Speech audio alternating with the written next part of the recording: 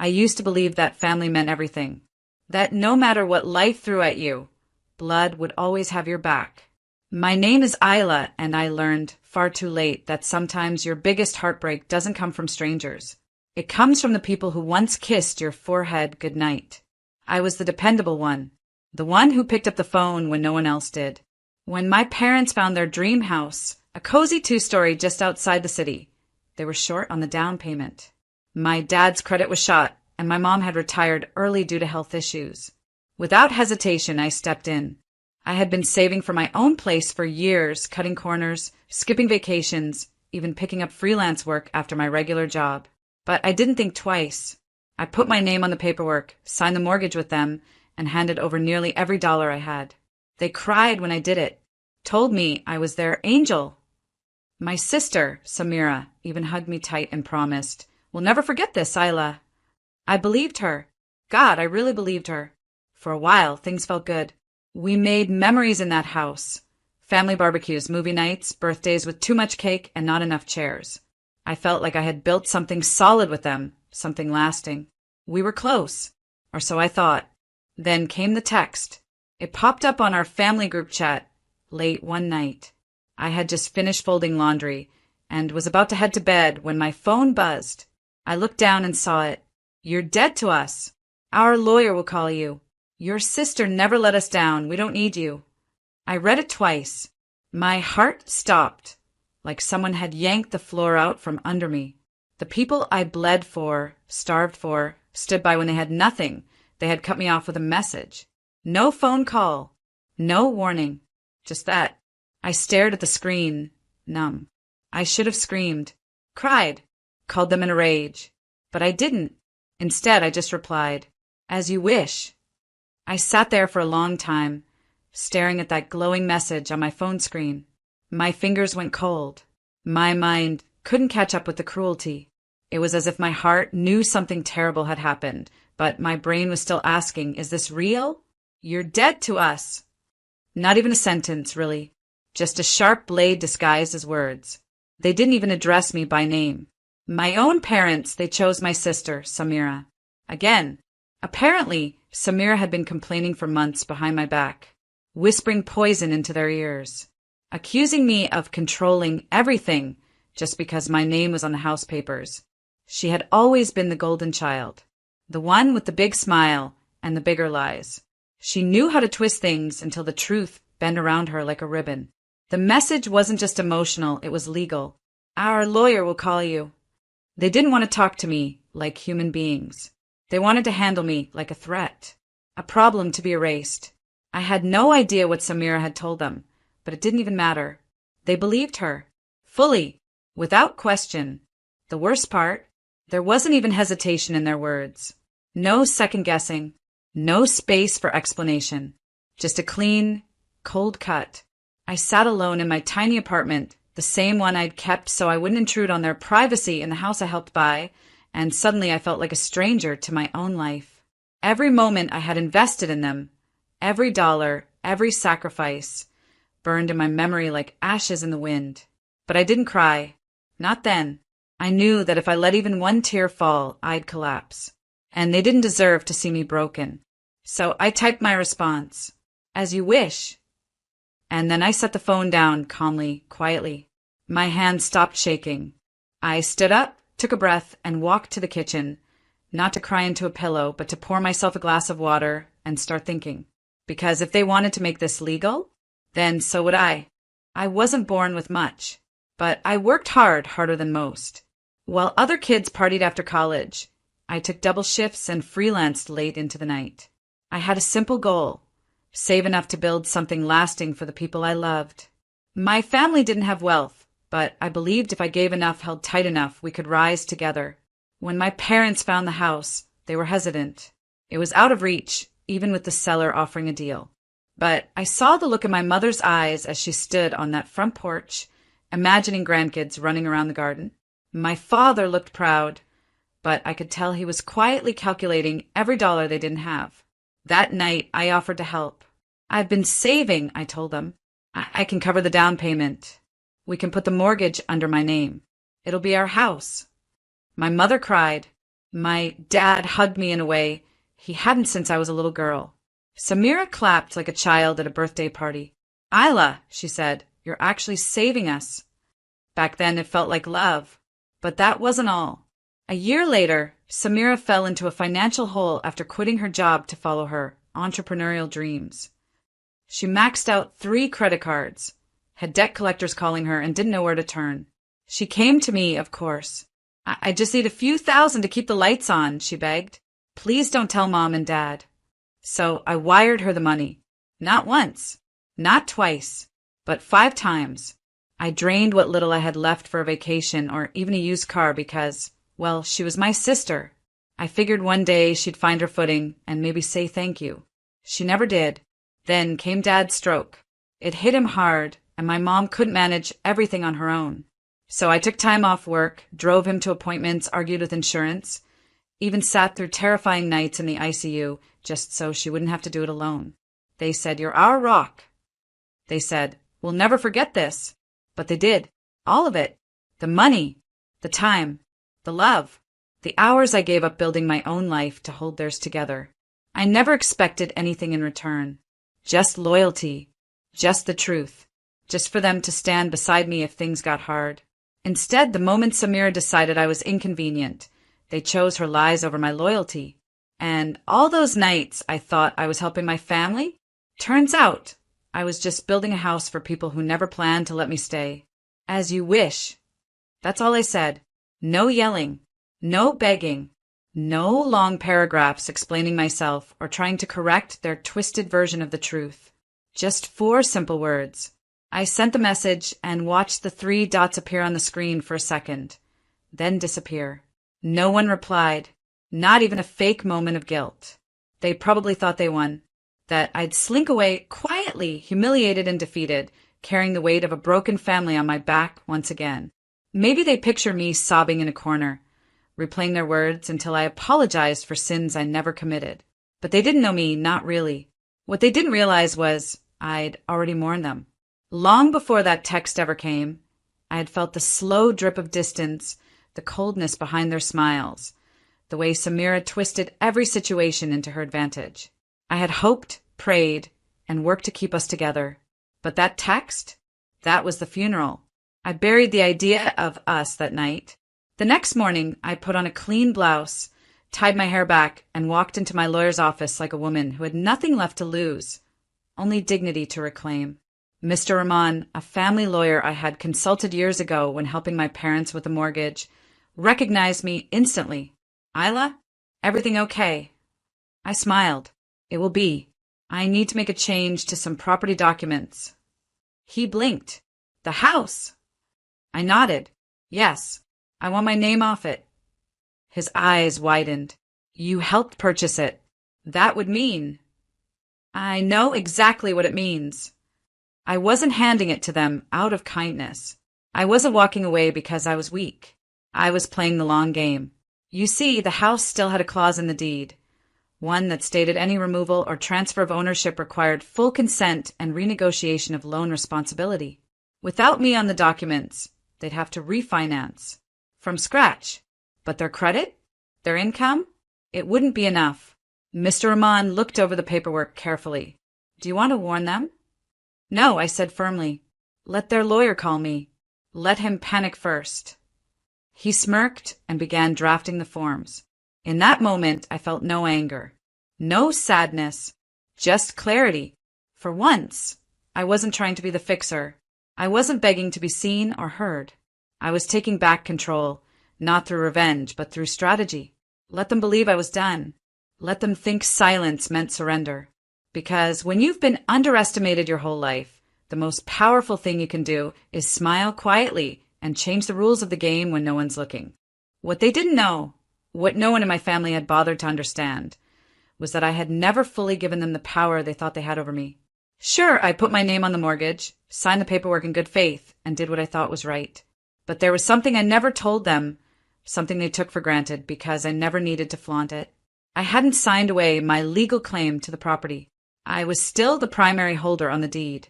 My family had been so quick to push me aside, to assume I would quietly slip into the shadows. But in reality, I'd been keeping my options open.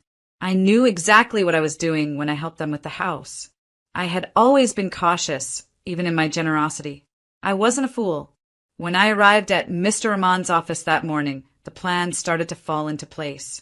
He was already drafting the necessary documents to formally remove my name from the house deed. He didn't ask questions about why I wanted it done so quietly, and I appreciated that.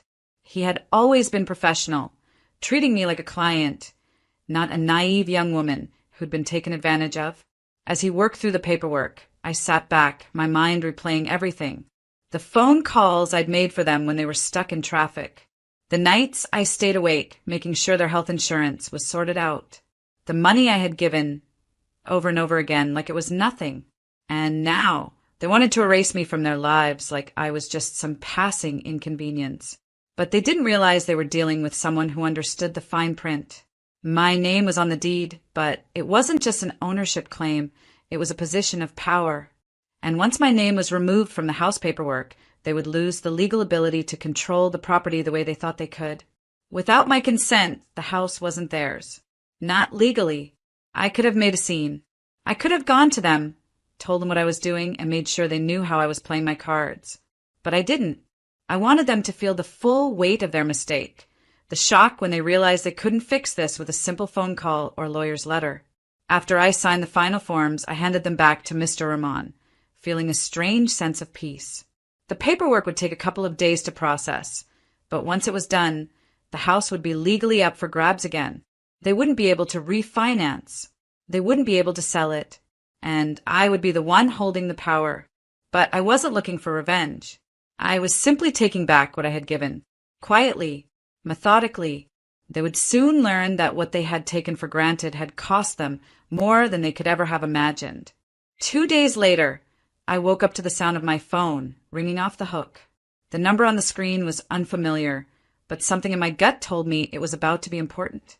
I picked up, still half asleep, trying to shake the haze of the morning. Hello.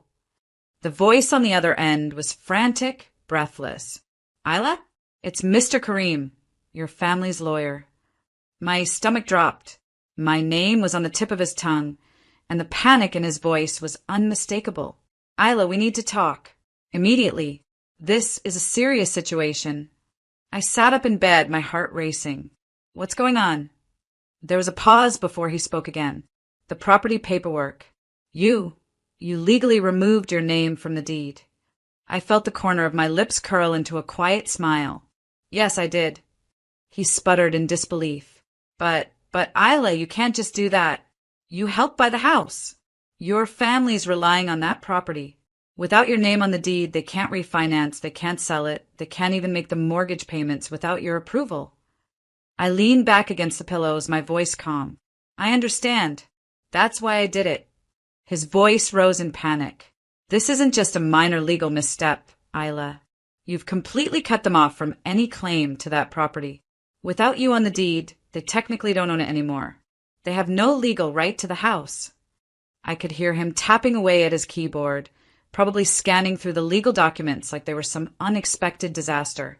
You've put your family in a very difficult situation, he continued, his tone softer, almost pleading. If they don't fix this quickly, they could lose everything. My hands were steady, not shaking with guilt or fear as they might have expected. Instead, I felt calm, detached, a feeling I had been craving since that text had first landed in my inbox. I'm sure they'll figure it out, I said softly. I'm sure they'll manage. His frustration grew. Isla, please, think about what you're doing. You're jeopardizing your entire family's future over this. They're not prepared for this kind of fallout. We're talking about a total financial disaster. They can't even access the house without you. You've left them essentially homeless. And for what? You've got to undo this. I knew exactly where he was coming from. He was trying to pressure me into reversing my decision. Maybe he thought I was angry. Maybe he thought I was hurt.